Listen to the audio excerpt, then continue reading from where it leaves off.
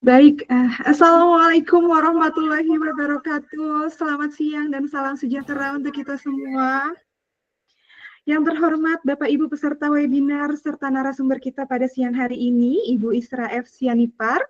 Terima kasih sudah berkenan hadir dan meluangkan waktunya untuk mengikuti acara Briter Masterclass Analisis Bibliometrik Kuasai Fosviewer untuk penelitian dan publikasi yang alhamdulillah akan kita selenggarakan pada hari ini, Rabu 17 September 2025. Sebelum memulai acara ini, izinkan saya memperkenalkan diri Bapak dan Ibu. Perkenalkan, saya Iska Marianti, biasa dipanggil Iska. Hari ini saya bertugas sebagai MC sekaligus moderator pada acara hari ini. Senang sekali bisa menemani Bapak dan Ibu semua dalam sebuah sesi pembelajaran yang insya Allah akan sangat bermanfaat, khususnya bagi para peneliti, dosen, mahasiswa, maupun praktisi akademik yang ingin memahami lebih dalam terkait Fosviewer untuk mendukung penelitian dan publikasi ilmiah. Rangkaian acara kita pada hari ini, untuk sesi pertama akan ada pembukaan, kemudian kita lanjutkan dengan sesi berikutnya, yaitu sesi penyampaian materi oleh pemateri kita, Ibu Isra, dan selanjutnya nanti kita akan lanjut ke sesi tanya-jawab. Jadi bagi para peserta webinar, Bapak dan Ibu sekalian, apabila memiliki pertanyaan, nanti akan kita sediakan sesi tanya-jawab. Kemudian nanti kita akan lanjutkan ke sesi berikutnya, yaitu sesi praktik penggunaan Fosviewer-nya secara langsung. Kemudian nanti kita akan ada sesi penutup juga. Jadi nanti setelah tanya jawab, kita nanti akan praktik langsung ya Bapak dan Ibu, dan tentunya akan dipandu oleh pemateri kita. Dan kami mohon juga kesediaannya kepada seluruh peserta webinar pada siang hari ini untuk mengaktifkan kameranya ya Bapak dan Ibu, agar rekan-rekan semuanya juga saling mengenal. Mohon untuk menyalakan kameranya dan menggunakan virtual background yang telah kami sediakan. Dan nanti apabila pemateri kami sedang menyampaikan materinya, kami mohon juga Bapak dan Ibu untuk mematikan audionya ya.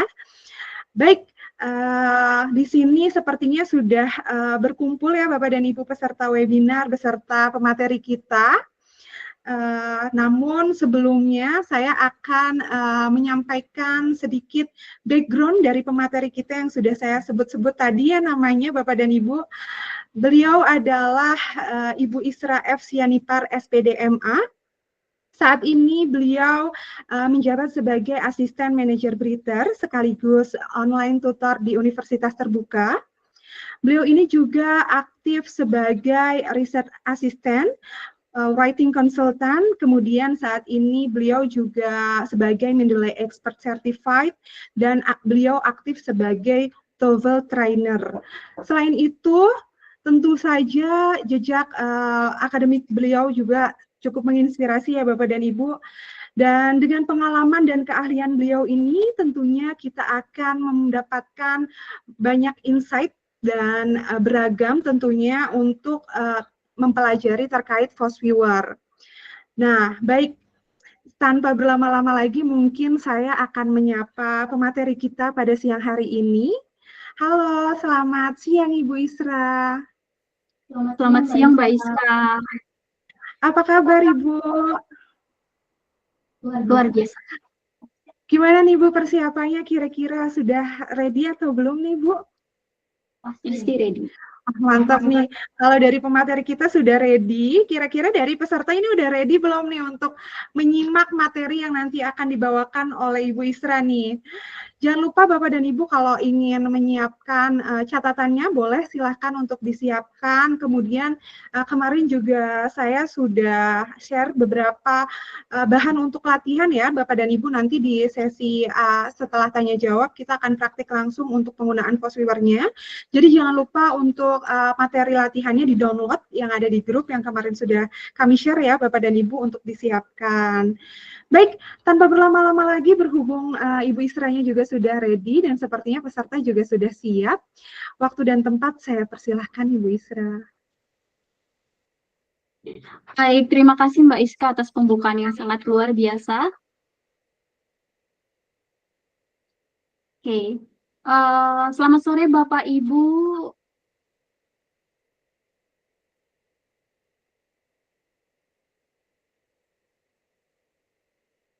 Oke, selamat sore Bapak Ibu. Senang sekali bisa bertemu Bapak Ibu di acara kita sore hari ini.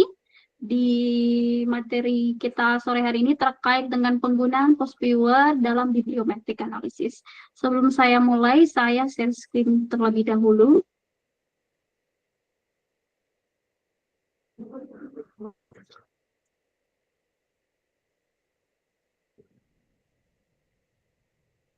Oke, apakah sudah terlihat, Mbak Iska? Apakah sudah terlihat? Sudah Ibu, sudah terlihat. Baik, langsung saja saya mulai ya Bapak Ibu. Nanti kalau ada pertanyaan dari Bapak Ibu terkait penyampaian saya mungkin di slide-slide tentu itu kurang jelas, nanti boleh diketik terlebih dahulu di kolom chat atau dicatat nanti di sesi tanya jawab bisa ditanyakan langsung ke moderator kita.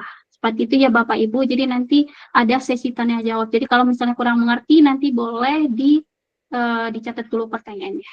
Baik, saya langsung saja mulai topik kita sore hari ini yaitu analisis bibliometrik kuasai post viewer untuk penelitian dan publikasi. Nah, sebelum saya menjelaskan lebih detail, saya akan memberitahu Bapak Ibu terkait topik-topik yang akan kita atau subtopik yang akan kita bahas sore hari ini. Yang pertama, mengapa analisis bibliometrik menggunakan post viewer itu penting untuk penelitian dan publikasi? Yang kedua, sumber data untuk analisis bibliometrik menggunakan post viewer, apakah dari Scopus, apakah dari Dimension, atau database artikel-artikel yang lain. Yang akan saya jelaskan. Kemudian setelah itu saya akan menjelaskan tentang pengenalan antarmuka post viewer-nya, apa-apa aja yang ada di post viewer-nya, tools apa aja, dan bagaimana kita cara menginput data nanti akan saya jelaskan. Kemudian praktik langsung, sebelumnya saya sudah kirimkan beberapa file yang harus Bapak Ibu download supaya nanti kita bisa input ke dalam post viewer-nya. Setelah itu, bagaimana cara interpretasi hasil olah data ketika si post viewer-nya sudah mengolahkan datanya, bagaimana kita menginterpretasikannya. Kemudian yang terakhir, tips dan trik olah data dengan post viewer. Nah, itu topik-topik yang akan kita bahas sore hari ini. Sebelum saya menjelaskan satu persatu, apakah Bapak Ibu di sini sudah pernah menggunakan post viewer? Kalau sudah pernah, boleh diangkat, diberi emoticon jempolnya. Kalau sudah, berarti nanti saya tidak perlu dari basic lagi. Oh, oke. Apakah sudah ada Bapak Ibu yang pernah menggunakan post viewer? Atau kasih emoticon apa aja? Belum pernah, Bu. Sudah menggunakan. Oke, baik. Mungkin masih ada yang sudah pernah. Oke, Bu Rosa nih sudah pernah ya. Oke, ya langsung aja. Yang pertama itu, mengapa sih analisis bibliometrik menggunakan post viewer itu penting untuk penelitian dan publikasi ilmiah? Nah, berdasarkan pencarian kami, jadi kami mencari keywords di Scopus, yang terindeks Scopus, bahwa penelitian-penelitian yang menggunakan kata kunci post viewer itu sangat banyak sekali. Hal ini berarti bahwa penelitian terkait post viewer itu sangat diminati oleh para peneliti. Di tabel ini bisa Bapak Ibu lihat post viewer itu ada sekitar 14.000 dokumen. Bayangin, 14.000 dokumen itu ada sudah diteliti oleh para researcher atau para mahasiswa atau para dosen di dalam 5 tahun terakhir. Ini datanya 5 tahun terakhir. Ada 14.000 dokumen. Itu masih di Scopus, belum di Sinta, belum di database-database yang lain. Hal ini menunjukkan bahwa ini masih sangat diminati hingga saat ini. Kemudian ada Biblioshiny, jika kita bandingkan dengan tools bibliometrik yang lain, ini Sitespace sama dan juga post viewer dan Biblioshiny, itu post viewer itu yang paling tinggi, yang paling banyak gitu. Yang kedua itu ada Sitespace. Nah, sementara jika kita bandingkan dengan data-data yang Indonesia punya, itu sudah lumayan banyak, tapi masih membuka peluang bagi kita untuk melakukan penelitian lebih lanjut. Nah, jadi di sini kalau luaran ini luaran dari post viewer yang menunjukkan tema-tema apa yang selama ini diteliti oleh para peneliti dengan menggunakan post viewer. Nanti ini akan saya jelaskan lebih detail nanti di akhir. Nah, ini perbandingan yang saya katakan tadi, ini perbandingan antara artikel-artikel yang sudah diteliti terkait post viewer di seluruh dunia dibandingkan dengan Indonesia. Perbandingannya cukup signifikan. Hal ini menunjukkan bahwa kita masih berpeluang untuk melakukan penelitian-penelitian lebih lanjut. Nah, hal inilah yang membuat kita penting untuk menggunakan post viewer itu dalam penelitian kita. Oke, selain itu apa sih keuntungan ketika kita menggunakan post viewer itu untuk bibliometric analysis? Selain tadi untuk publikasi, ada beberapa poin yang akan saya jelaskan. Yang pertama itu tadi sudah saya jelaskan bahwa nanti hasil dari olah data yang kita olahkan di post viewer itu bisa kita kembangkan menjadi artikel ilmiah yang dipublikasikan di jurnal berputasi. Sudah sangat banyak tadi, ada 14.000 dokumen juga sudah kita lihat menggunakan post viewer sebagai tools untuk olah data untuk analisis bibliometrik. Yang kedua, chapter untuk persiapan chapter 2 atau biasanya kita tinjauan pustaka atau literature review, itu kita biasanya butuh yang namanya kita butuh beberapa jurnal atau beberapa artikel yang harus kita baca atau kita ulas untuk menemukan tren atau riset gap dan peta penelitian yang relevan dengan topik disertasi kita. Nah, si bibliometric analysis ini juga dengan menggunakan post viewer itu juga bisa kita gunakan. Misalnya kita mau meneliti tentang suatu topik tertentu dan kita tarik datanya dari sebuah database dan kita akan bisa melihat trennya dan juga riset gap apa. Itu bisa kita lihat berdasarkan misalnya nih topik ini sudah lama atau masih baru diteliti atau masih hangat untuk diteliti, itu nanti bisa kita lihat. Selain untuk chapter 2 tesis atau disertasi kita, jadi hasil dari bibliometric analysis ini juga membuka peluang kita untuk research collaborations atau berkolaborasi dengan peneliti-peneliti yang lain. Misalnya seperti ini, nanti ada top peneliti terkait topik yang akan kita teliti. Misalnya dari Universitas A, Universitas B, atau misalnya nih dari Indonesia aja, siapa sih peneliti-peneliti terkait topik ini yang paling terkenal gitu, yang paling sering meneliti penelitian serupa. Jadi kita bisa nanti mengajak mereka untuk berkolaborasi jika topik kita sama. Selain itu bisa juga kita untuk membantu kita menemukan topik baru atau yang sedang berkembang. Jadi banyak sekali peluang-peluang atau keuntungan-keuntungan yang akan kita dapatkan ketika kita melakukan analisis bibliometrik dengan bantuan post viewer. Baik, oke. Tadi kita sudah mengetahui keuntungannya dan juga manfaatnya bagi kita ketika kita menggunakan post viewer. Sekarang kita masuk ke sumber data. Nah, kalau si bibliometric analysis menggunakan post viewer ini kan butuh data yang harus kita olahkan. Nah, penarikan datanya itu bagaimana? Gitu. Nah, penarikan data ini juga sangat bermanfaat bagi Bapak Ibu yang tidak mempunyai waktu untuk menarik data dari lapangan atau menarik data dari yang harus keluar dari dari tempat tinggal atau dari daerah Bapak Ibu. Jadi kalau bibliometric analysis ini bisa kita tarik datanya dari database saja gitu. Jadi kita tidak perlu ke luar lapangan. Nah, yang pertama sumber datanya itu dari bibliographic database seperti misalnya Scopus, Dimension, Publish or Perish, PubMed, Web of Science, mungkin ada lagi tuh yang lain Google Scholar, yang lain-lain seperti itu nanti bisa kita generate dan kita masukin ke post viewer-nya. Namun semua database ini tentunya mempunyai kelebihan dan kekurangannya masing-masing. Nanti akan saya jelaskan satu atau dua tools saja karena keterbatasan waktu ya Bapak Ibu. Jadi satu atau dua database. Kemudian selain itu juga kita bisa menggunakan reference manager files, misalnya dari EndNote, RefWorks atau Zotero gitu. Jika kita punya database, kemudian kita pakai bisa juga pakai download data through API. Ini juga semuanya ini bisa kita generate. Tapi paling umum dan paling gampang itu biasanya kita kalau udah punya database yang database artikel-artikel jurnals yang sudah terindeks. Hal ini bertujuan untuk membuat data kita itu semakin bagus dan semakin firm, kuat gitu. Jadi kita biasanya menggunakan database yang sudah terpercaya.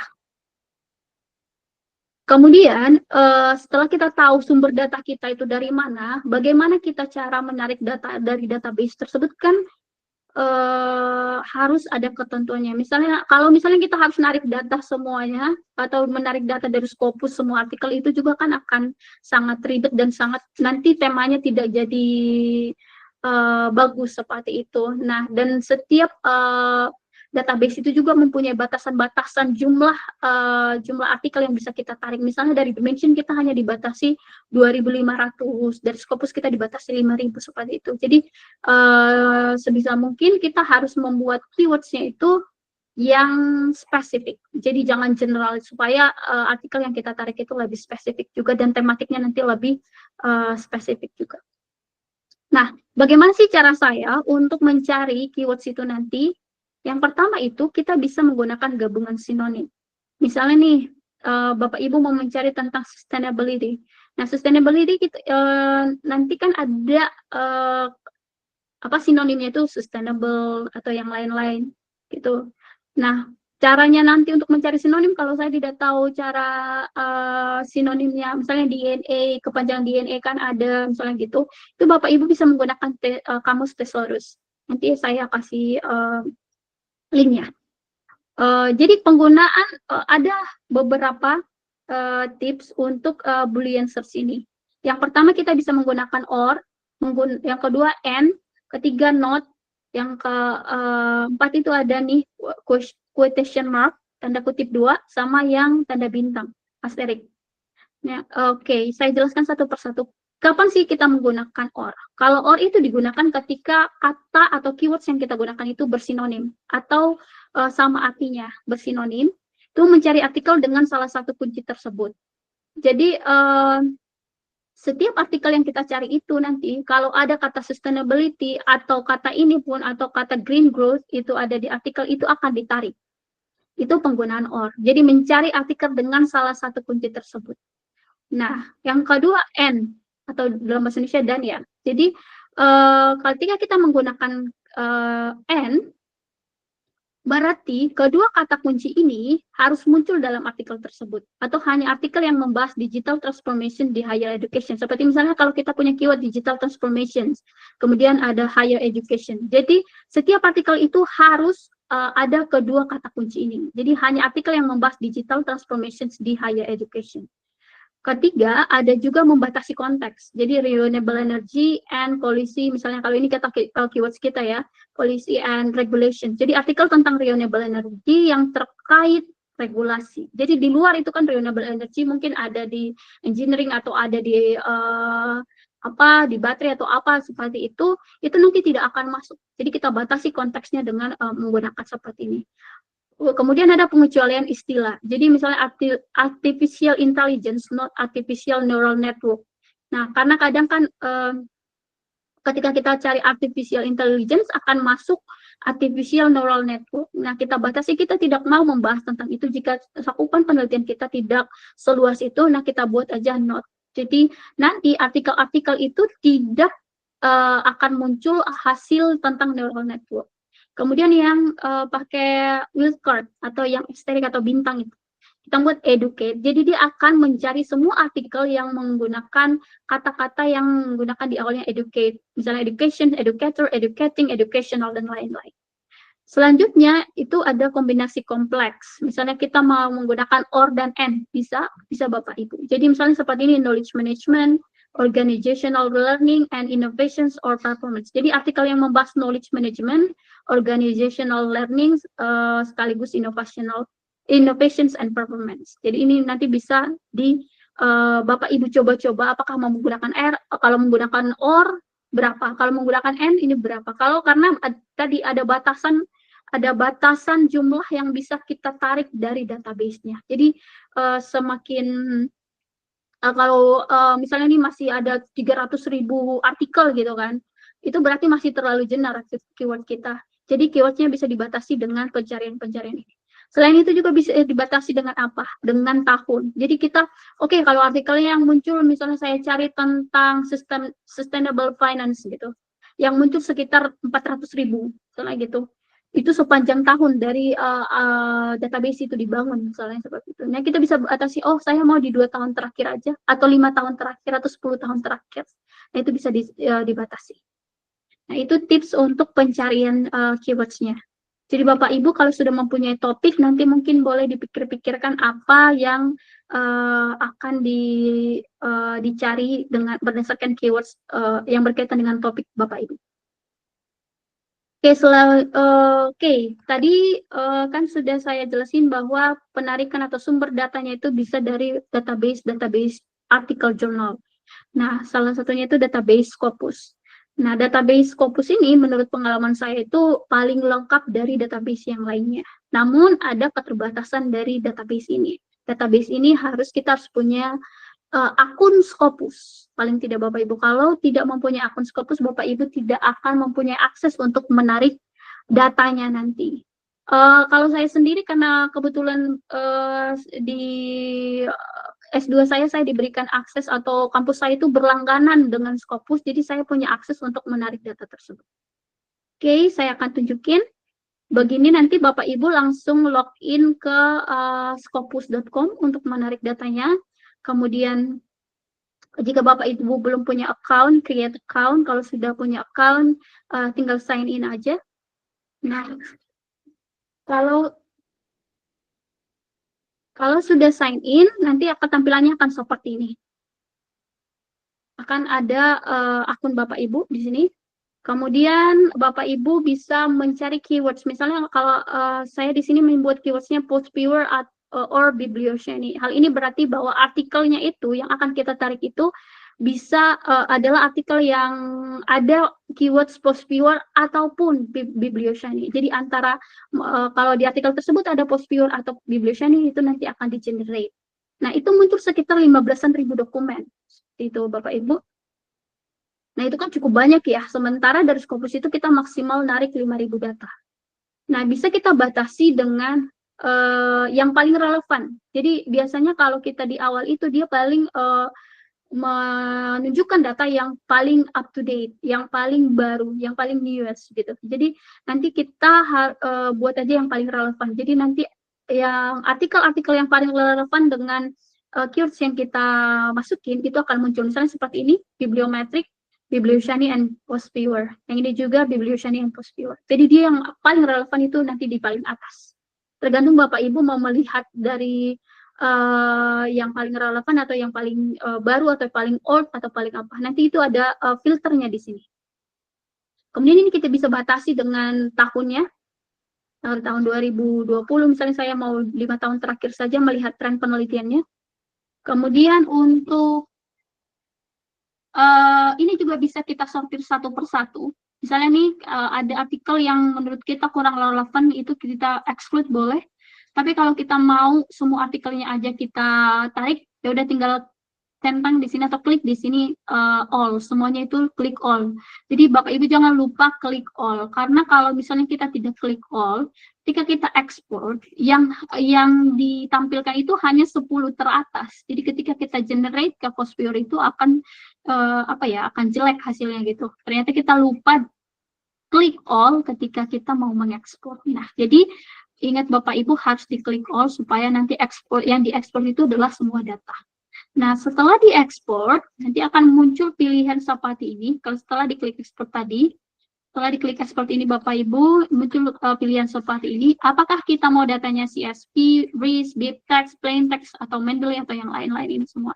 Kalau saya biasanya lebih suka yang CSV, karena CSV itu lebih bisa dibuka di Excel juga seperti itu. Nah, setelah itu nanti ada tampilan seperti ini. Jadi kita bisa memilih apakah yang data yang akan kita tarik itu hanya citations information-nya doang, atau kita mau bibliographic information, abstract dan keywords-nya, funding details-nya, other informations. Nah, jadi kita tinggal klik ini. Kalau kita mau semuanya, kita klik semuanya.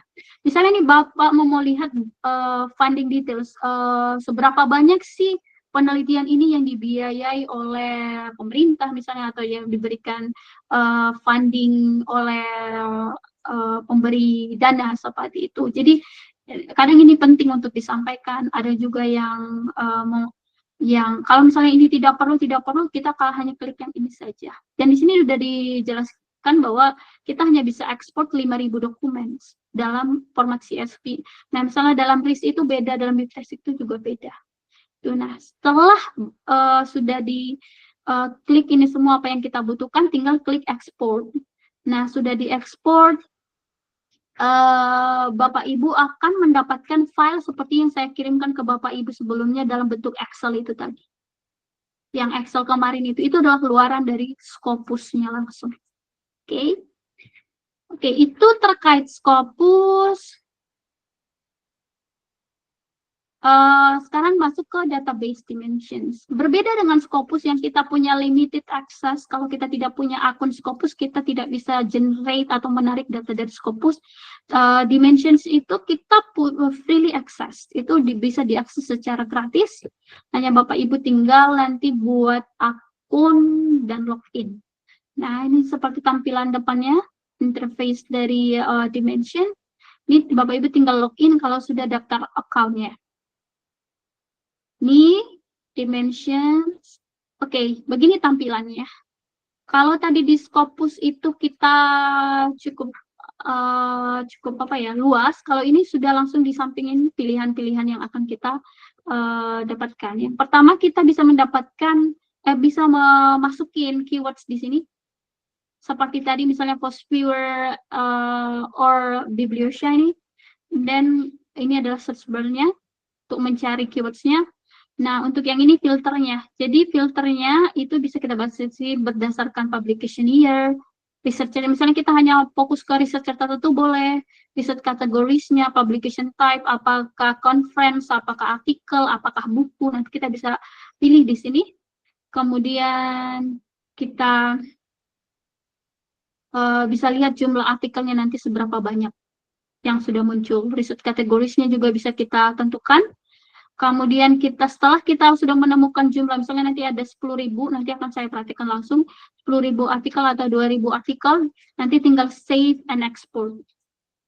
Oke, jadi tadi kan kalau di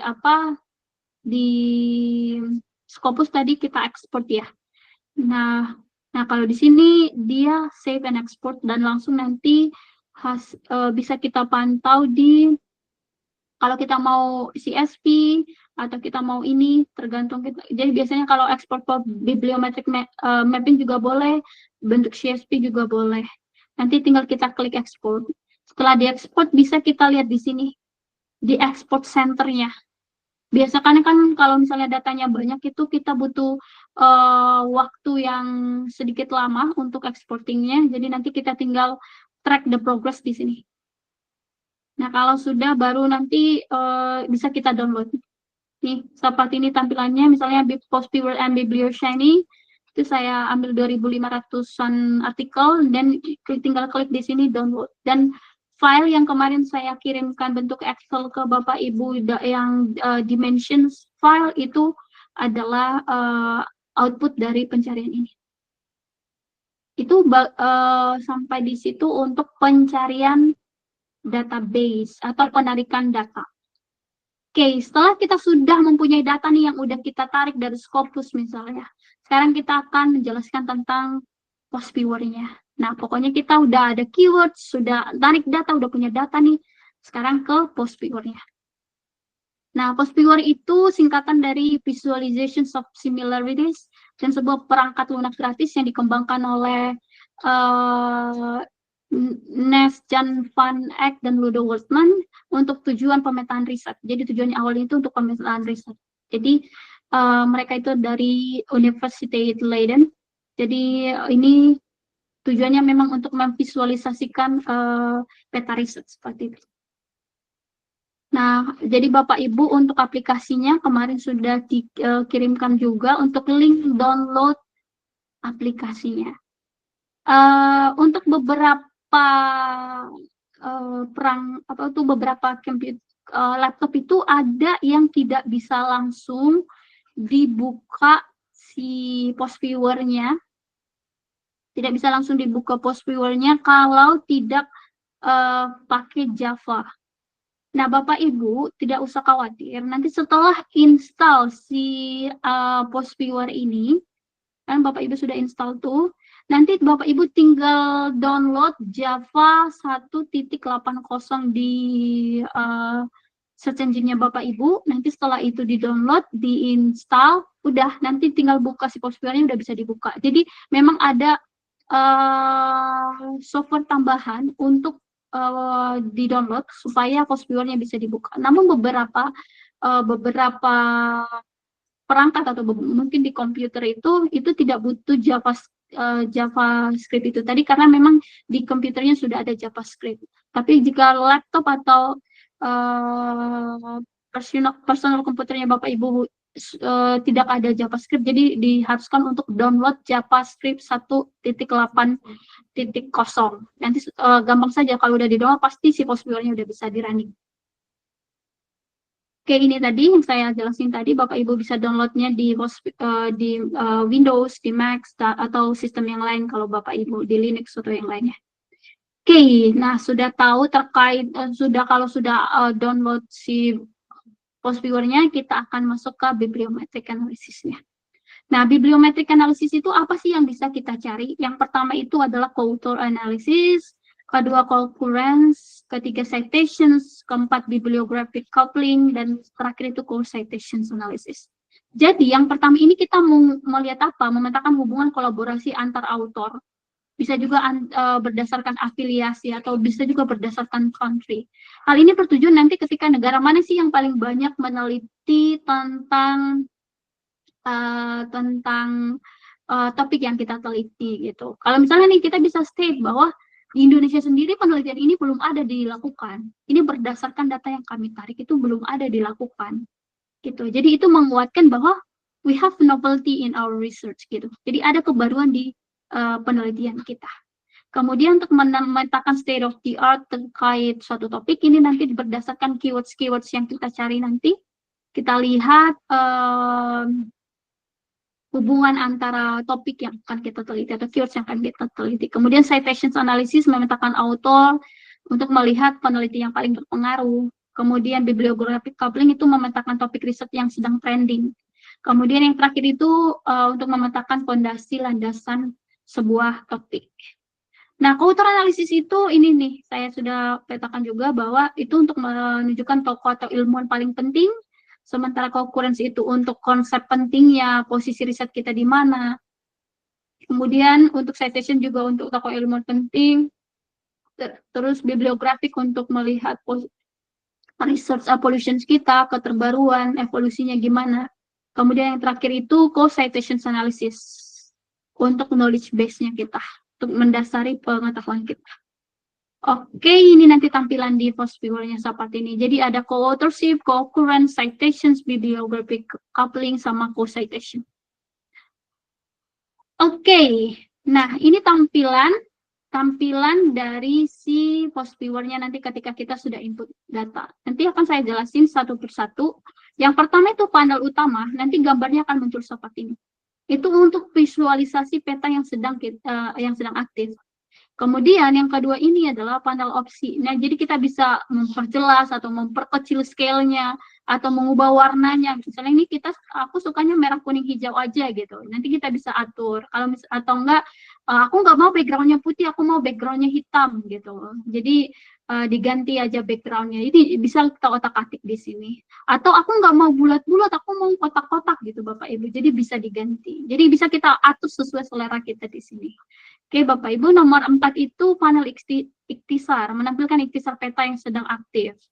Nah, jadi ini menunjukkan, jadi ada kayak gambarnya untuk memetakan yang ini, yang peta yang sedang aktif. Kemudian panel tindakan, ini bisa kita, misalnya kita mau membuka file baru, atau kita mau membuka peta baru, atau menyimpan data yang sudah kita hasilkan ini, atau kita mau screenshot. Jadi gambar ini bisa kita screenshot secara langsung dari toolsnya. Jadi kita nggak usah, jadi gambarnya itu nggak ngeblur gitu loh Bapak Ibu. Jadi bisa di screenshot langsung otomatis dari si post viewer-nya. Oke.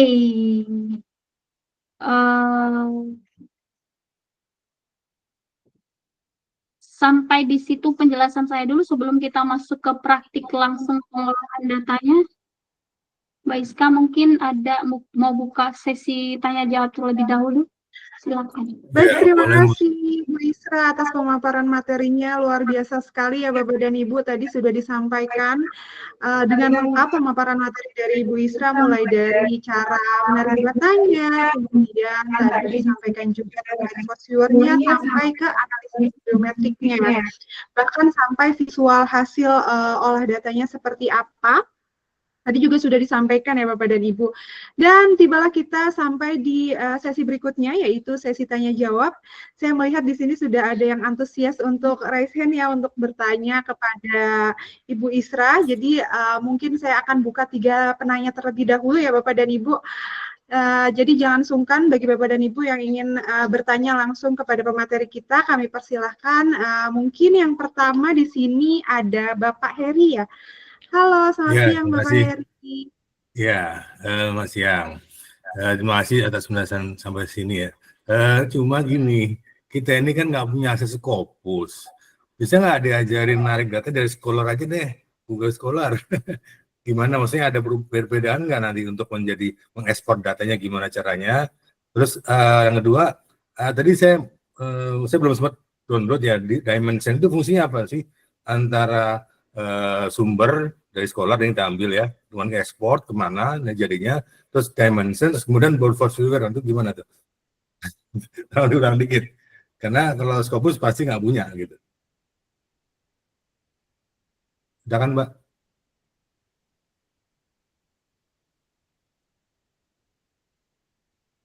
Nyambung nggak? Putus ya?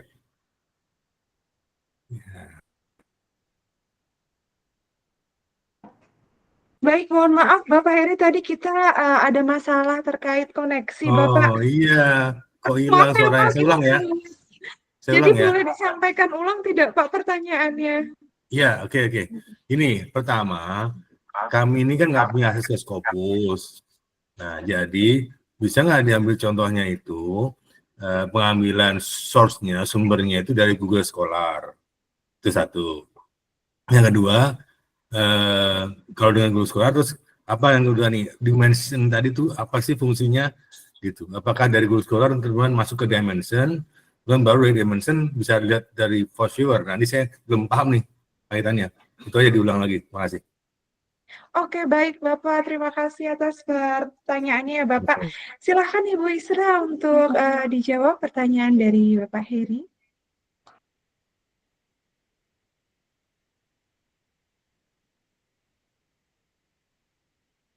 Belum ada suaranya? Terima kasih. Ah ya. Halo. Terima Ya. kasih Pak Heri, mohon maaf. Ini kantor nih down nih internetnya, jadi langsung Pantas terputus. ya. Baik, terkait kalau tidak mempunyai akses Scopus, apakah bisa dari Google Scholar? Bisa, tapi menggunakan Publish or Perish tadi Pak. Jadi kita bisa generate dari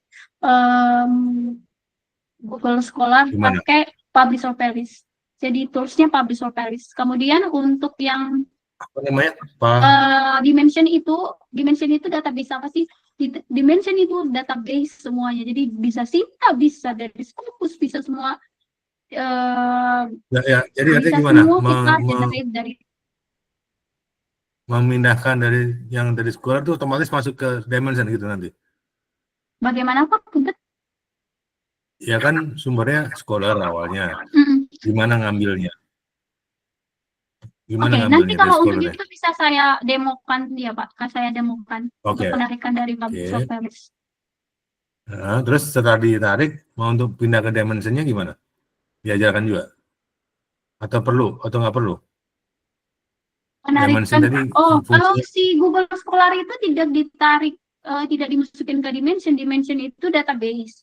Jadi Scopus database, Dimension database. Kalau Google Scholar itu nanti bisa pakai si Publish or Perish Pak. Jadi kita punya aplikasi namanya Publish or Perish, nanti ditarik dari situ. Bisa di ini aja nanti Luarannya nanti bisa dalam bentuk RIS, bisa dalam bentuk big text. Jadi nanti itu bisa langsung kita ekspor ke si Post Viewer seperti itu. Oke, jadi nggak perlu dimension lagi di situ ya? Tidak butuh. Proses. Tidak butuh dimension. Bisa di ini kan nanti ya, maksudnya karena kalau nggak kita nggak bisa kerjain, ya. Karena kan Oke, teman-teman oke. semua di sini kan nggak ada punya akses Scopus deh kayaknya. Oke, Pak. Siap, boleh. Ya, pasti. Oke, Bapak. Nanti kita setelah sesi tanya jawab ini nanti akan ada praktik langsung penggunaan Fastweaver-nya oleh Ibu Isra ya, Pak. Nanti dipandu langsung. Baik, kita lanjut ya untuk penanya berikutnya. Silakan Bapak dan Ibu jika ingin bertanya boleh raise hand terlebih dahulu.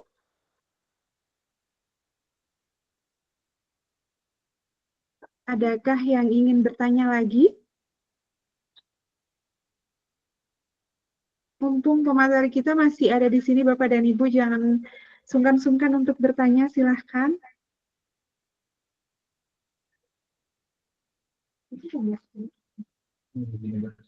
Oke, baik. Sepertinya belum ada pertanyaan lagi ya. Ibu Isra, bagaimana kalau kita lanjutkan ke sesi berikutnya, berhubung dari rekan-rekan peserta webinar belum ada pertanyaan lagi, bagaimana kita lanjutkan ke sesi praktik langsung, Ibu Isra? Boleh. Oke, baik. Baik, Baik, kita langsung saja Bapak dan Ibu ke sesi berikutnya, yaitu sesi penggunaan Fastweaver-nya secara langsung dan akan dipandu oleh tentunya oleh Ibu Isra. Waktu dan tempat kami persilahkan kembali, Ibu. Baik. Nanti kita demokan yang pakai yang kita punya dulu. Nanti untuk yang terakhir itu yang Pak Heri bisa kita di akhir ya, Pak. Karena masih harus menggunakan tools Publish Hotels. Oke, saya jelasin.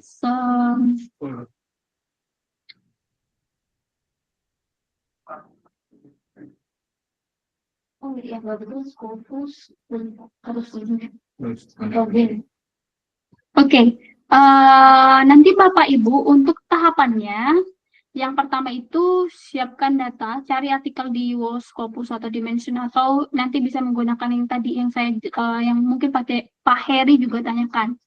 Buka Postviewer, kemudian masukkan file yang sudah diekspor, kemudian pilih analisisnya, atur threshold-nya itu nanti supaya lebih spesifik itu tema yang akan kita gunakan, kemudian kita visualisasi. Nggak ada share screen. Ya, kok ada? Ada kamu. Mohon maaf, share screen-nya terlihat kan Bapak Ibu ya? Oke. Oke. Bapak Ibu ya di sini sudah download Fastweaver-nya kah? Kalau sudah bisa buka Fastweaver-nya.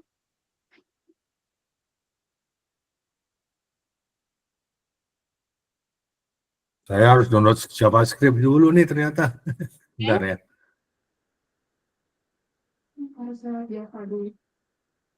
Ya. Kalau sudah buka Fastweaver-nya, nanti Bapak Ibu akan ada tampilan seperti ini. Ini tampilan dari Fastweaver. Oke. Tinggal buat yang create. Choose a map based on bibliographic data. Karena kita kan tadi mau dari database Scopus tuh, yang ini read data from bibliographic database. Kalau misalnya pakai Walls, Dimensions, itu pakai ini. Nanti kalau yang pakai Google Scholar ini kita bisa pakai RIS, Sandbox, dan yang lain-lain ini bisa kita pakai yang di bawah. Nah, yang pertama, yang pakai Scopus dulu.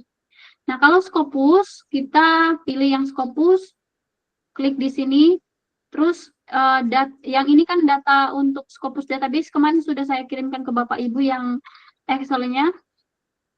Kalau klik OK, next. Nanti akan dibaca. Nah, pertama kita akan memilih tentang co-authorship. Kita co-authorship ini tadi untuk melihat peneliti-peneliti yang paling berpengaruh. Nah, kita bisa berdasarkan penulisnya. Nah, ini bisa di-uncentang ketika, kalau ini kan diabaikan dokumen dengan penulis yang, misalnya ini kan kadang satu artikel itu ada yang 20 penulis, 25 penulis gitu. Nah, kalau Bapak Ibu mau mengignornya atau mengabaikan itu bisa dicentang. Tapi kalau Bapak Ibu nggak apa-apa lah gitu. Ya udah di-uncentang aja. Kemudian next. Nah, ini Ada di kalau yang data yang saya berikan itu ada 1963 author dengan 3 threshold.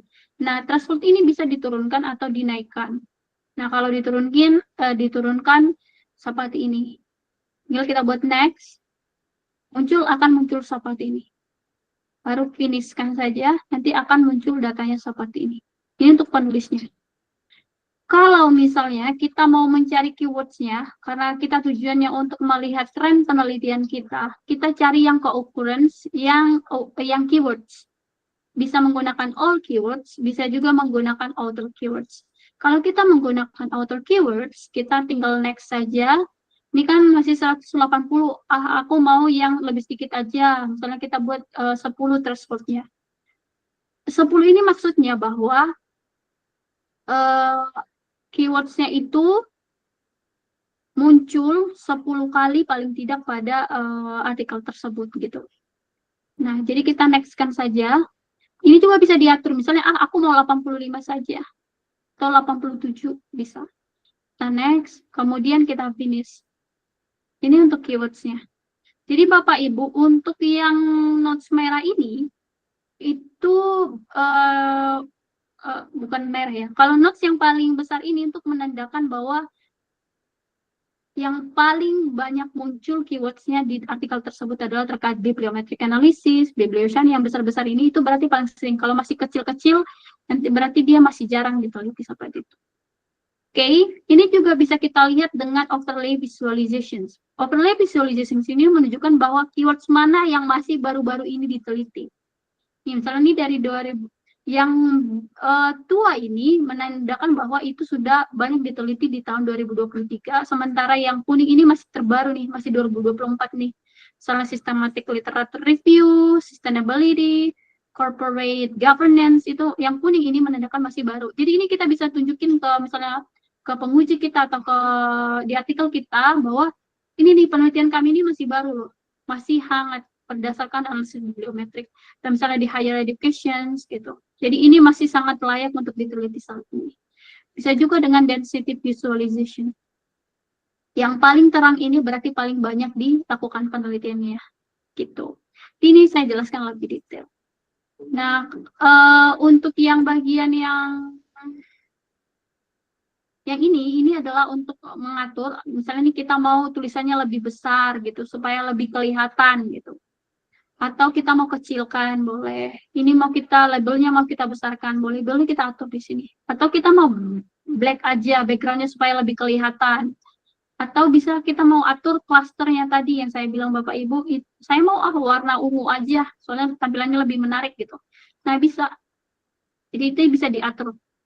Nah, selain itu, kalau Bapak Ibu mau, ini nih udah dapat nih data yang Ibu mau tunjukin gitu.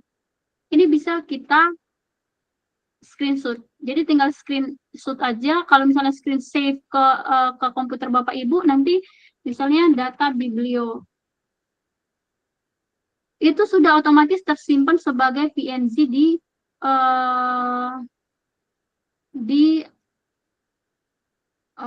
desktop Bapak Ibu.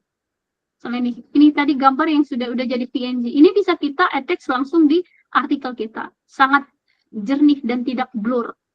Jadi jangan lagi, kadang banyak orang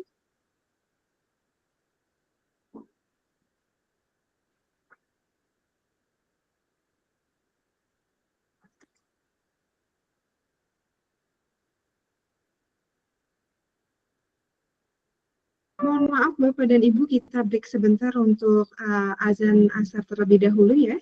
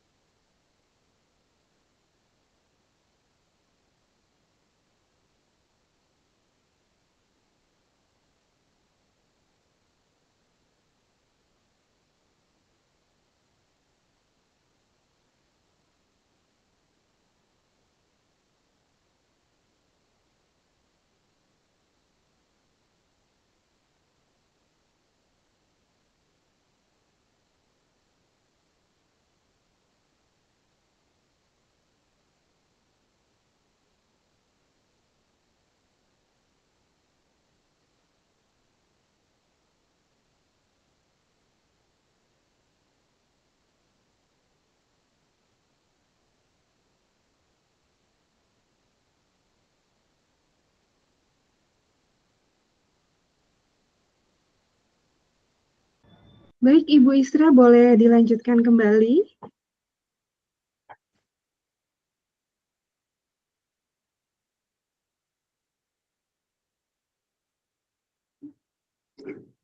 Baik, Bapak Ibu, kita lanjutkan kembali ya. Nah, oke. Ini tadi data yang sudah kita coba olah.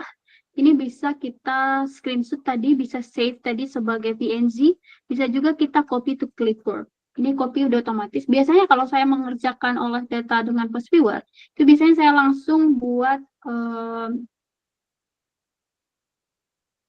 coba sebentar, saya biasanya mengerjakan langsung di PPT gitu loh. Jadi di PPT kita tinggal copy paste di sini, gambar yang sudah kita hasilkan tadi. Dan saya biasanya kasih notes. Misalnya ini tadi hasil dari network visualization concurrence dari keywords-nya atau outer keywords. Jadi saya tulis di sini. Jadi nanti ketika kita input itu gampang, ketika kita mau interpretasi data juga gampang gitu. Network visualizations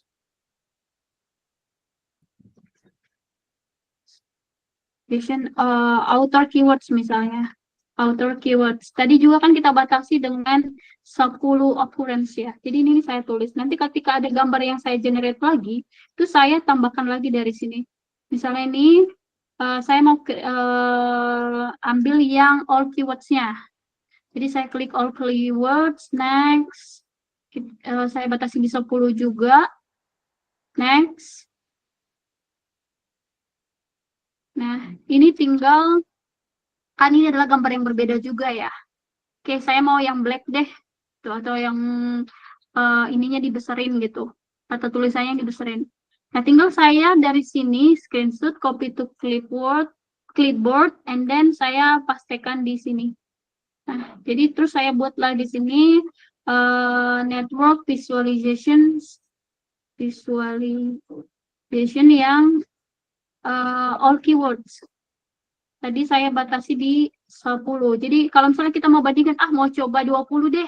Ya udah kita bandingkan dengan gambar-gambarnya di sini gitu. Jadi kita nggak bolak-balik ke Post Viewer-nya. Atau misalnya kita mau buat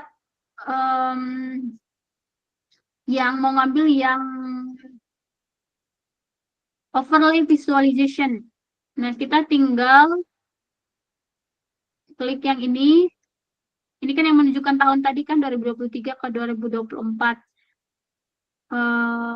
Karena kan kita ambil yang 2 tahun terakhir, atau kita mau ngambil ini ya udah tinggal kita screenshot, copy to clipboard, and then kita pastekan di sini.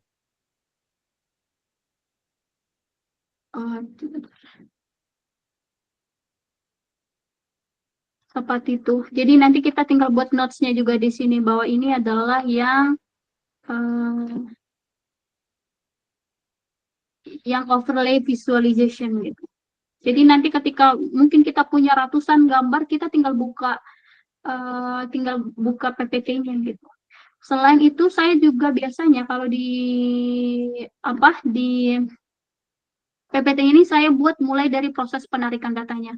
Misalnya saya batasi dari tahun berapa saya capture, untuk keywords-nya juga saya capture gitu. Jadi nanti akan saya selalu kerjanya di PPT untuk hasil output ini. Nah, selain itu, karena kan nggak mungkin nih gambar-gambar semua yang kita tampilkan di artikel kita. Ini bisa juga kita buat dalam bentuk tabel. Tapi sebelum itu, soalnya ini saya mau fokus capture yang bentuk yang hubungan antara misalnya yang side space saja nih.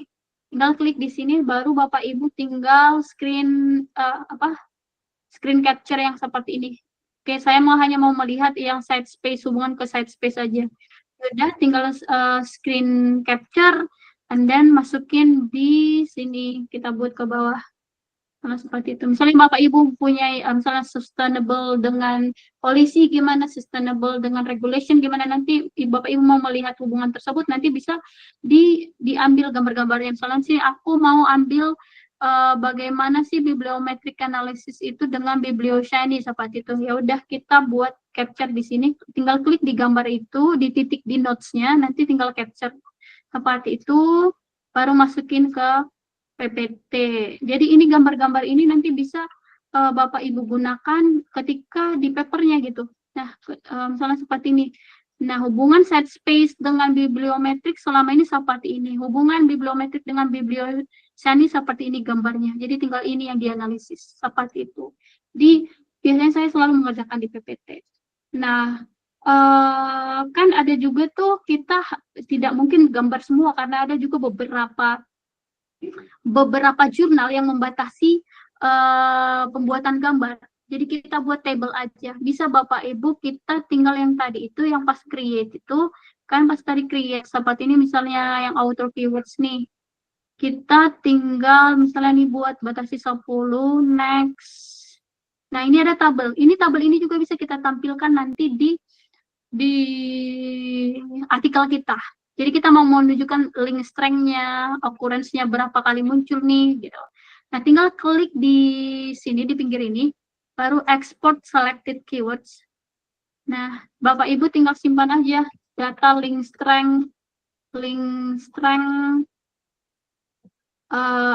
data link strength, occurrence misalnya gitu.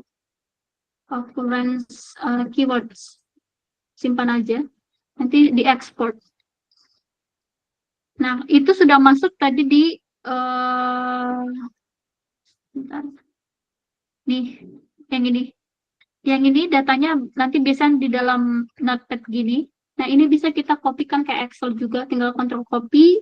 Nanti Bapak Ibu masukin ke Microsoft Excel. Biasanya kalau beberapa jurnal itu meminta 10 teratas gitu. Misalnya kita mau melihat link strength 10 teratas, ya udah ini nanti kita tampilin di papernya seperti ini. Keywords yang 10 teratas misalnya. Udah ini aja kita copy ke artikel kita. Salah seperti itu ya udah kita ambil ini, kita masukin ke database olah data kita seperti itu. Nah, nanti ini juga bisa kasih notes-nya. Ini apa?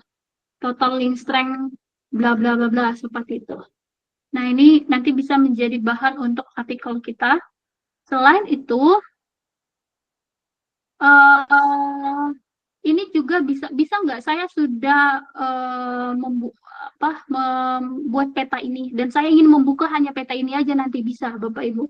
Jadi Bapak Ibu tinggal save aja buat yang di atas ini data 1 harus lengkap ya, data 1 keywords occurrence misalnya tadi, atau visualization overlay visualization visual keywords misalnya gitu. Jadi penamaannya Bapak Ibu harus lengkap ya. Kemudian yang di bawah itu data 2. Nah, data 2. Save, kalau udah di save nanti Bapak Ibu ketika close si post viewer-nya, Bapak Ibu masih bisa membuka yang si data itu tadi.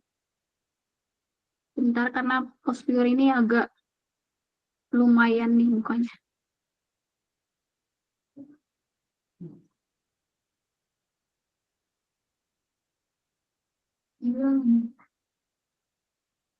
Oke, jadi Bapak Ibu tinggal kalau tadi kita pakai create untuk membuka yang dari Scopus, Google Scholar atau yang lain, ini kita tinggal buka dari sini, masukin yang data tadi yang kita sudah download. Itu tadi saya download yang data overlay, itu yang di atas, yang di bawah. Oke, yang di bawah itu tadi yang data overlay yang kedua. Tinggal buka, dia akan muncul yang ini tadi. Ini yang data yang kita olah tadi. Jadi dia hanya memunculkan data itu aja. Jadi hanya data yang terkait concurrence dari keywords tadi. Jadi ini bukan data awal yang kita masukin. Kalau data awal yang kita masukin itu kan yang file Excel itu kita masukin dari sini. Yang dari Scopus. Nah, itu jadi bisa kita buka berdasarkan data yang besar ataupun data kecil yang sudah kita olah. Seperti itu.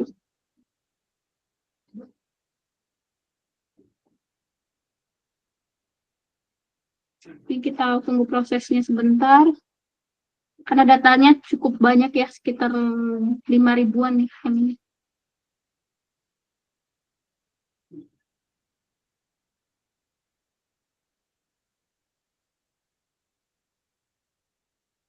Sebelum saya lanjutkan lagi, karena ini masih proses reading, terkait untuk pengolahan data di Postpeware-nya, untuk yang Scopus itu, ada pertanyaan nggak kira-kira Bapak Ibu sudah ditanyakan?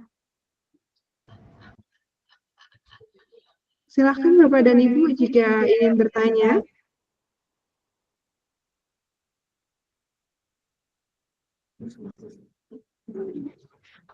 Oke, baik, Mbak Isra, sepertinya belum ada ya. Belum ada ya, atau saya yang bertanya Bapak Ibu? Karena nggak punya Scopus Atau Mbak mungkin kita.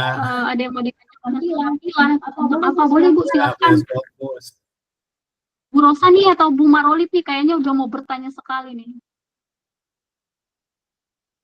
Boleh Bu ditanyakan Bu Rosa. Bu Rosa nih udah senyum-senyum, aku udah mau bertanya nggak dipanggil-panggil gitu. Ada Bu Rosa, aman? Aman, oke. Mungkin Bu Marolip nih. Saya Aman, ingin Bu? bertanya untuk kriteria warnanya itu ya, misalnya hijau, ungu itu maksudnya. Bagaimana Bu? Begini Mbak Isra, Bu Maroli ingin bertanya Untuk cara terkait kriteria membacanya. warnanya, dari warna gelap ke terang cara membacanya. Oke, next question. Bu, bagus Bu pertanyaannya. Karena memang belum saya jelaskan. Oke, saya lanjut ya Bu. Santai ya Bu ya. Oke, saya akan masuk ke makna-makna dari gambar warna-warna itu. Nah, warna itu sebenarnya sudah di-generate oleh sistem secara langsung gitu, secara otomatis. Tapi untuk arti-artinya apa sih? Gitu mungkin ya Bapak Ibu. Ini akan saya jelaskan.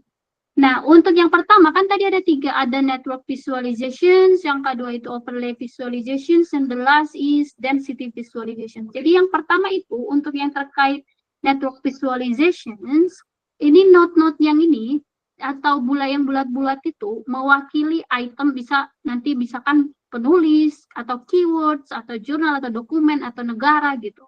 Nah, jadi itu untuk mewakili nanti apa yang akan kita lihat, apakah berdasarkan penulis, kata kunci, atau dokumennya.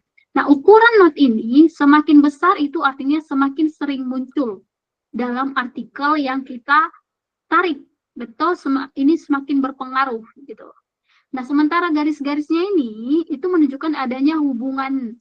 Jadi misalnya nih, Postpeware itu kan ada garisnya ke keywords analysis. Berarti ada satu artikel yang membahas, yang menulis Postpeware dengan keywords analysis, dengan co-occurrence, dengan co-citation gitu. Kalau yang hijau ini kan berhubungan dengan autophagy, apoptosis, global visual trends gitu. Nah, jadi site space itu melihat berarti ada artikel yang membahas dengan global research trends misalnya. Jadi itu adalah garis penghubung menunjukkan adanya hubungan. Dan ketebalannya semakin tebal berarti semakin kuat hubungannya. Jadi semakin jadi kalau Bapak Ibu mungkin saya meneliti topik tentang site space dengan visual analysis. Kan di sini kita lihat kan cukup berhubungan. Jadi nanti ketika Bapak Ibu mungkin mau buat tesis atau proposal, berdasarkan analisis bibliometrik bahwa kedua variabel saya ini sangat berhubungan. Gitu. Jadi Bapak Ibu menjadi lebih kuat tuh ketika tanya, apa nih hubungan variabel 1 dengan variabel 2, variabel dependen dengan independennya, bagaimana keterkaitannya. Ini Bapak Ibu bisa menunjukkan dengan bibliometric analysis. Oke, jadi warna cluster. Jadi ini adalah sistem otomatis yang dikeluarkan oleh si Postpeware-nya. Nah, dan setiap warna itu berarti satu cluster. Satu cluster yang kuning itu satu cluster, satu yang sustainability ini satu cluster. Jadi Bapak Ibu nanti kalau penasaran gimana sih saya mengetahui cluster-cluster itu, nanti masuk di materi minggu hari Jumat, itu nanti akan diajari cara memvisualisasi atau bukan memvisualisasikan ya. Misalnya kita kasih gambar ini cluster apa sih? Jadi itu bisa di-generate. Jadi Bapak Ibu yang belum join untuk webinar di hari itu, nanti kita join supaya bisa menginterpretasikan datanya. Oke, not besar ini penulis utama.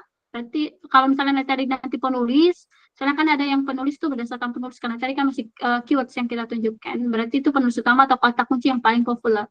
Cluster warna itu area topik penelitian. Jadi ini warna-warna ini bukan misalnya ini post viewer tiba-tiba warna kuning lah, warna merah, ini sudah dikelompokkan berdasarkan klasternya. Dan jarak antar node ini tuh semakin dekat berarti semakin sering terkait. Jadi kalau udah jauh berarti jarang nih, misalnya nih side space dengan diabetes itu jarang, berarti jauh.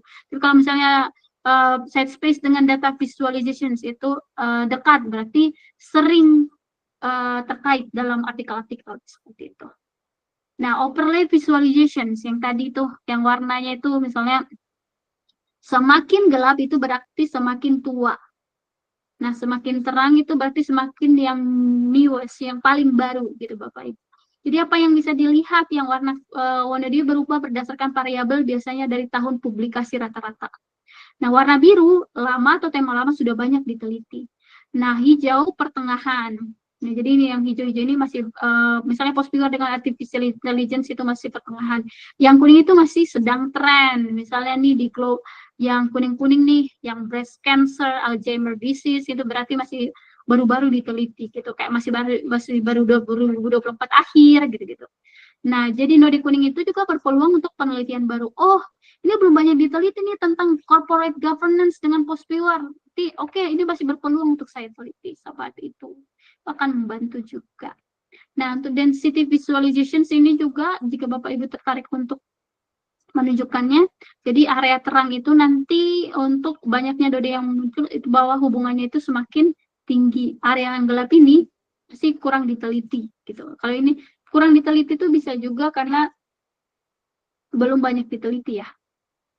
Sementara yang post viewer yang terang ini berarti banyak dilakukan penelitian dan menarik untuk diteliti saat ini gitu. Nah, untuk interpretasinya nanti bisa untuk area terang ini untuk yang topik yang paling dominan, sementara area yang redup itu adalah penelitian yang masih terbatas, jadi berpeluang untuk penelitian terbaru. Oke, nanti sebelum kita masuk lagi ke yang lain, kita kasih tips dan trik olah data dengan post viewer. Apa sih yang harus kita lakukan di olah data post viewer itu? Gunakan database terpercaya. Scopus, WOS, Dimension yang untuk menjamin kualitas data. Nah, kemarin itu saya sudah sempat coba dengan Google Scholar, dengan Crossref itu. Jadi kita seperti harus kerja 2 kali gitu loh. Nah, kalau misalnya Scopus, WOS, Dimension itu kita cukup sekali. Kemudian gunakan thesaurus file untuk yang tadi nih, yang saya mungkin Bapak Ibu punya topik tapi nggak tahu nih sinonimnya apa. Supaya kan kalau misalnya kita hanya gunakan AI aja, mungkin ada jutaan artikel yang akan muncul gitu. Jadi ketika kita sudah mencari kata kuncinya, nanti artificial intelligence atau misalnya seperti AI, artificial intelligence atau apa gitu, nanti bisa kita gunakan thesaurus files. Itu ada websitenya Bapak Ibu. Kemudian atur thresholdnya. Kayak tadi kan saya naikkan threshold ke 10. Kalau misalnya 5 kan masih banyak banget nih yang harus yang muncul. Kalau kita naikkan supaya kita analisisnya lebih mudah gitu. Kemudian bersihkan kata kunci yang tidak relevan. Oh iya, ini belum saya tunjukin, nanti saya akan tunjukin. Kata kunci yang tidak relevan itu bisa kita exclude, kita keluarkan. Gitu. Kemudian bisa juga gabungkan hasil post viewer dengan analisis manual atau literatur review, itu lebih kuat lagi Bapak Ibu. Jadi ketika misalnya Bapak Ibu jadi menyatukan dengan literatur review itu gimana? Nanti Bapak Ibu kan sudah tarik data nih. Jadi cari data karena 10 artikel teratas atau 15 artikel paling relevan. Itu kita buat untuk analisis literatur review-nya gitu. Itu akan memperkuat. Nah, itu untuk yang harus kita lakukan. Tapi yang nggak boleh kita lakukan atau yang harus kita hindari itu, jangan gunakan data yang terlalu sedikit, misalnya 30, itu sangat jelek kali kalau di-generate di post viewer. Rentangnya berapa sih? Di atas 500. Di atas 500 itu baru bagus hasilnya gitu. Tapi pokoknya di atas 500, tapi jangan sampai kan kalau misalnya tadi yang Scopus itu aja maksimal 5.000 artikel yang harus kita tarik. Tapi kalau lebih dari itu nggak bisa. Jadi kayak rentangnya segitulah. Masih harus di bawah 5.000 tapi di atas 500 seperti itu. Ada soalnya beberapa yang pernah mengolah data gitu, dia datanya hanya 100 itu hasilnya jelek banget. Jadi kayak kita tidak mau hasilnya jelek itu yang dimaksud gimana? Kita tidak kesulitan untuk interpretasi data yang akan kita cantumkan di dalam artikel kita sehingga elaborasinya tidak maksimal seperti itu. Nah, kemudian jangan biarkan thresholdnya terlalu rendah. Kalau terlalu rendah misalnya kayak tadi ini ada 10, jadi jumlah kemunculan ada 500-an gitu. Itu akan sulit kita untuk membaca untuk interpretasinya. Jadi kita naikin aja threshold-nya. Minimal kemunculan 10 kali misalnya itu atau 20 kali. Jadi tadi Bapak Ibu yang di PPT itu jadi Bapak coba aja dulu misalnya 10, kalau 20 gimana, kalau 10 gimana gitu. Jadi nanti Bapak Ibu tinggal bandingkan ketika untuk interpretasi. Terus jangan abaikan pembersihan data. Jadi kalau misalnya nih ada nanti keywords-keywords yang nggak berhubungan dengan topik yang Bapak Ibu bahas itu dibersihkan aja supaya datanya lebih bagus. Terus jangan hanya mengandalkan post viewer tanpa membaca literatur. Lagi dan lagi Bapak Ibu, post viewer itu membantu kita untuk visualisasi data, bukan untuk tinjauan literatur secara mendalam tentang isinya. Jadi lebih baik memang dikombin dengan analisis manual. Oke, saya coba tunjukin gimana sih cara exclude. Nih, kita sudah nemukan nih keywords-nya. Misalnya kita pakai keywords nih.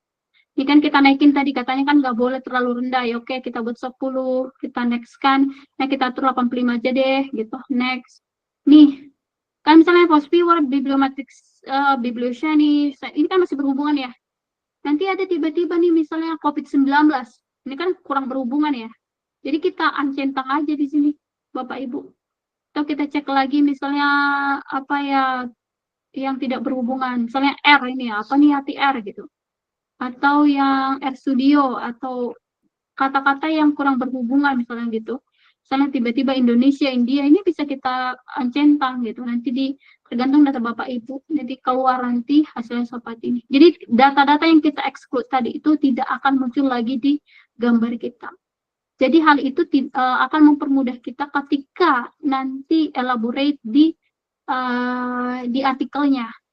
Nanti kalau ada kata-kata seperti itu, misalnya tiba-tiba COVID-19, itu nanti jadi bahan pertanyaan reviewer kepada kita. Ini hubungannya dengan COVID-19 apa? Kalau Bapak Ibu bisa menjawabnya, ya masih oke. Tapi kalau nggak bisa, harus olah data ulang lagi, capek kan ya? Karena tantangan kalau olah data ulang itu capek banget. Itu kalau untuk olah data dari Scopus. Nah, kalau yang dari Pak Heri tadi pertanyaannya, the generate dari post viewer, dari Google Scholar. Bisa Pak, ntar Google Scholar kita pakai yang si apa namanya Publisher Paris. Ini ada aplikasi Publisher Paris, jadi kita tinggal kita mau dari search engine-nya kita pakai Google Scholar kah atau pakai Ini kita download dulu ya Mbak. Mbak, kita download dulu. Halo? Halo? Betul, Bapak. Berarti kita download ini dulu, Publish or Paris ini. Iya, Ini aplikasi, aplikasinya harus download dulu, Pak. Oh, oke. Download dulu dari Google biasa bisa ya, dari langsung download dari Google ya. Dari harus Biasanya harus karena kita memang butuh metadata-nya yang BibTeX ataupun RIS atau yang lainnya, BibTeX, RIS, apalagi ya, sama ada tadi Pak yang ini. Nah, kalau misalnya dari siapa namanya si Google Scholar-nya bisa di download dalam versi RIS, EndNotes atau RefWorks, itu bisa Pak. Jadi kita bisa, kalau misalnya nanti ada tools di Google Scholar-nya, soalnya saya belum kurang terbiasa dengan Google Scholar untuk download database dari sana. Jadi kalau misalnya nanti ada di Google Scholar-nya untuk export dalam bentuk RIS, EndNote atau BibTeX, itu bisa di-run di sini Pak. Tapi kalau yang saya pahami selama ini masih menggunakan ini si Publisher Paris ini ada aplikasi. Publisher Paris ini juga database. Gimana Pak? Bisa Saya mau download apa namanya di Harvest apa? Bisa ditulis atau Saya di coba kirimkan di grup chat ya? WhatsApp ya, Bapak. Ya, boleh. Jadi biar nggak salah download namanya. Oh iya. Oke, sebentar ya, Pak. Ya, di chat ya. Betul, Pak, sebentar. Bisa kode Berikut Bapak ada di chat WhatsApp ya, Pak? Gimana di chat ya? Atau saya Belum masuk coba nih. lampirkan. Di grup WA. Betul, Bapak. Nah, di chat juga sudah Oke, saya udah. kirimkan ya, Pak. Yang Oke, link Harzing ini ya. Oh, yang mana nih? Ada 2 POP, Pak. baris. Yang atas, Pak.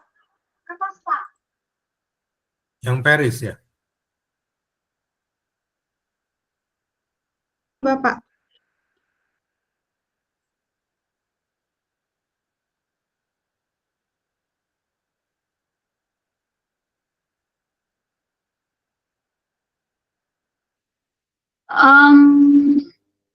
Sembari Pak Heri dan tim mungkin download untuk publisher-publishnya, saya jelaskan sedikit lagi ya terkait post-viewernya. Iya, silakan. Oke. Nah, selain itu kita bisa juga melihat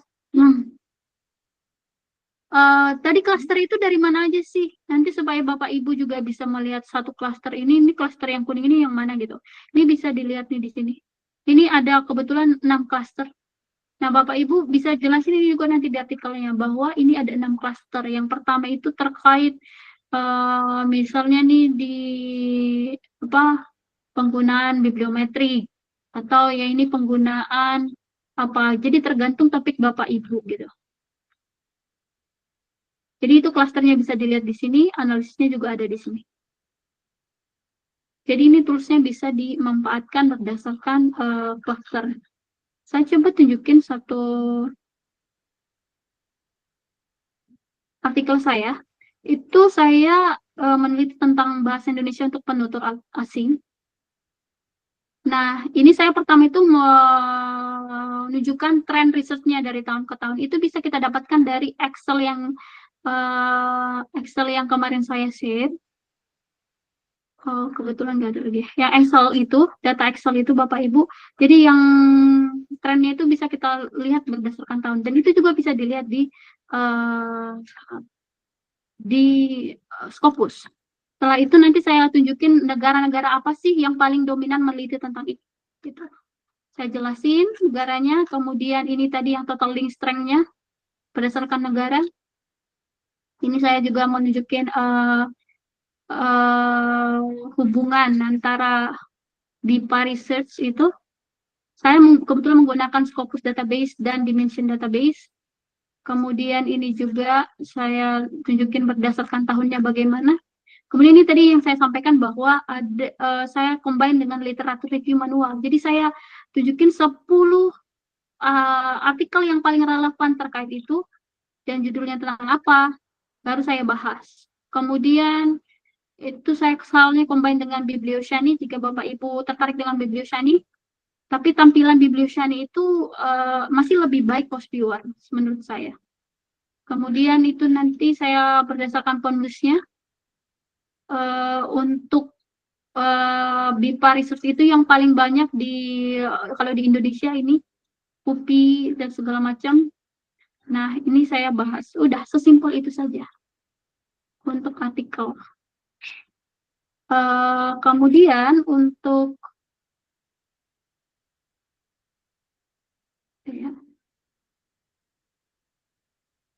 untuk penyusunannya gimana sih Bapak Ibu nanti dalam membuat ke dalam artikel? Yang pertama itu tentu aja kalau kita mengangkat satu topik itu harus ada tujuannya. Misalnya saya tadi itu meneliti tentang perkembangan riset BIPA di dunia gitu. Misalnya kan BIPA itu bahasa Indonesia untuk penutur asing. Gimana sih penelitiannya selama ini? Tracknya gimana? Jadi ada tujuannya, ada masalah yang kita angkat. Misalnya nih, BIPA itu sekarang sangat penting bahkan ada beberapa negara yang sudah mulai belajar bahasa Indonesia dan membuatnya sebagai apa ya, kayak mata kuliah wajib di beberapa universitas, sehingga penting untuk diteliti. Nah, jadi selama ini penelitian tentang BIPA itu bagaimana sih seperti itu. Jadi kita ada masalah dan ada tujuan yang akan kita lakukan untuk melakukan penelitian dengan bibliometric analysis. Begitu juga Bapak Ibu, jika mempunyai topik, itu harus kita lihat tujuan penelitian kita untuk apa gitu. Nah, setelah sudah mengetahui tujuannya, baru tentukan tekniknya dengan bibliometric analysis. Apakah menggunakan biblioshiny, apakah menggunakan site space, post viewer, untuk database-nya kita menggunakan Scopus kah, Dimension kah, atau yang lain-lain gitu. Kemudian kumpulkan datanya, kemudian diolahkan seperti itu. Jadi setelah diolah datanya itu tadi bisa berdasarkan tahun, berdasarkan negara-negara apa aja. Jadi Bapak Ibu bisa, supaya artikelnya itu lebih menarik, Bapak Ibu bisa combine dengan yang tadi. Jadi kita tidak hanya melulu soal gambar-gambar dari si post-viewer-nya, bisa kita keluarkan yang tabelnya juga, bisa kita gambarkan petanya juga. Jadi supaya baru kita buat juga datanya seperti ini. Jadi supaya lebih menarik dan berpeluang untuk diterima menjadi jurnal yang dipublikasikan seperti itu. Oke, kira-kira sampai di sini ada lagi yang mau ditanyakan. Nanti kalau terkait yang penarikan data dari Google Scholar akan didemokan oleh salah satu tim kami, Mas Rama. Kalau ada pertanyaan boleh ditanyakan kepada saya terlebih dahulu. Boleh, silakan Bapak dan Ibu, mumpung pemateri kita juga membuka kesempatan untuk bertanya kembali. Barangkali Bapak dan Ibu ada pertanyaan setelah diberikan contoh penggunaan post-viewer-nya secara langsung ya Bapak dan Ibu. Silakan. Iya, nih saya udah download Harvest Paris. Cara nyarinya gimana? Sudah berhasil, Pak? Udah. Cara nyarinya gimana? Oke, baik. Cara nyari artikel yang mau diambil, jadikan sumber tadi 500 sampai 1000 tadi gimana? Boleh langsung didemokan sama Mas Rama ya. Ya, kepada Mas Rama saya persilakan.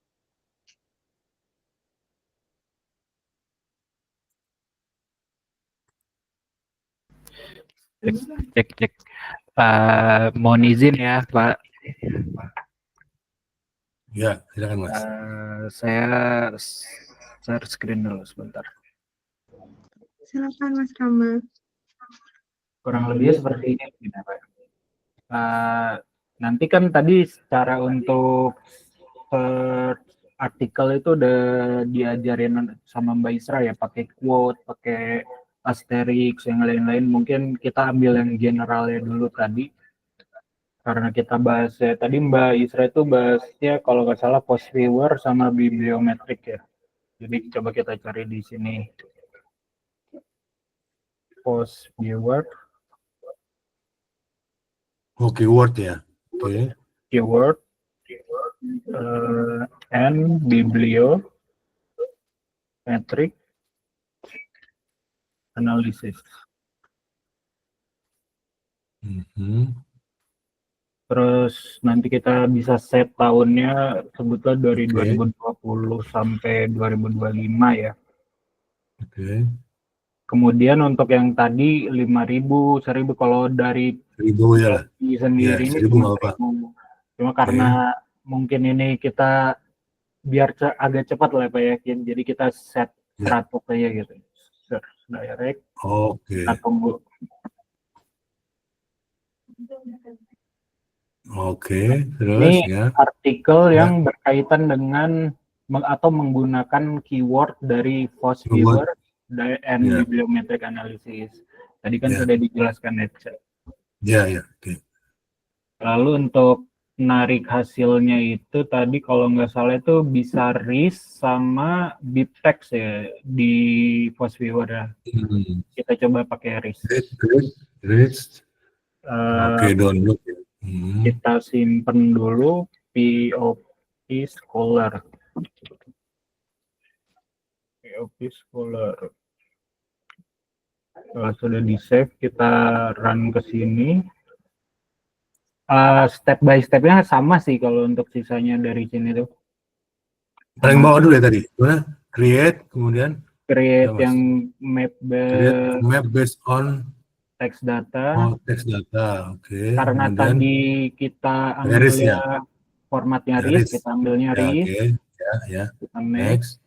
ke sini, kita cari dulu. Oh, Tadi saya oke, simpannya disimpan di di mana ya? download Ya, ya. disimpan di mana? Ya, download ya.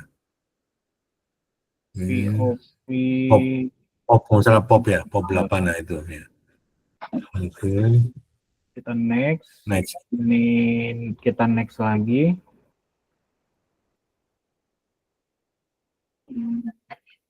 Kita pakai full counting, binary counting boleh. Oke.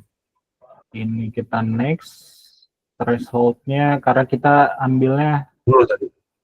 sedikit ya, cuma 100, kita ambil 10 lah ya. Ini ambil 70. Karena masih terlalu sedikit tadi Pak. Kita naikin lagi. Naikinnya di 8 ya. Nah ini tadi yang Mbak Isra tunjukin ya, kita bisa exclude mungkin keyword yang tidak berpengaruh ya. Iya, iya.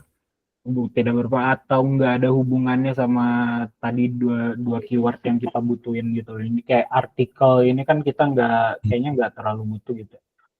Tinggal kita finish, tunggu generate, tinggal gitu. Ini kenapa bentuknya nggak sebanyak yang tadi Mbak Isra ya, karena dikit ya, cuma 100. Cuma Iya, 100 kebetulan. iya. Oke. Kayak begitu Pak. Ya. Oke. Sebenarnya saya sama coba. aja sih kalau itu sih Pak. Ya, emang Begitu. masalahnya gimana download dari Google Scholar nih, Mas? Saya tanyain. Kan selama ini saya pikir bisa. Jadi nggak bisa langsung ya. For viewer langsung ambil Google Scholar nggak bisa ya. Harus Kira-kira di-download dari paham Pak Heri terkait yang sudah didemokan Mas Rama. Jadi penarikannya itu cukup gampang ya, tinggal buat keywords dan limit berdasarkan yang kita mau, apakah berdasarkan tahun atau berdasarkan jumlah artikel yang kita mau olah. Tadi kan karena kita pastinya kalau generate dari si host POP-nya itu cukup lama, kalau kita buat tadi 1000 itu akan cukup waktu 5 menitan gitu loh. Dan kan kita mau cepat, nanti Bapak mungkin boleh coba-coba dulu. Dan dari situ juga kita bisa melihat bahwa ketika datanya cukup kecil, cukup sedikit atau hanya 100 itu, nanti data yang kita akan olahkan itu jadi hasilnya jelek gitu. Jadi sebisa-bisa 500 lah paling tidak gitu. Paham kira-kira Pak Heri atau masih Ya, saya coba dulu nih, sedang mau coba. Oke, baik Bapak.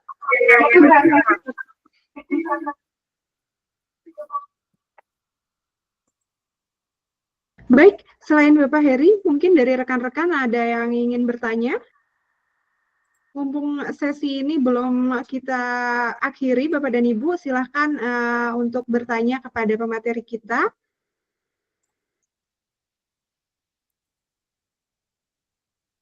Oke, baik. Sepertinya belum ada pertanyaan lagi ya Bapak dan Ibu. Baik, Bapak dan Ibu, seluruh peserta webinar Briter Masterclass pada hari ini, terima kasih atas partisipasinya Bapak dan Ibu semua.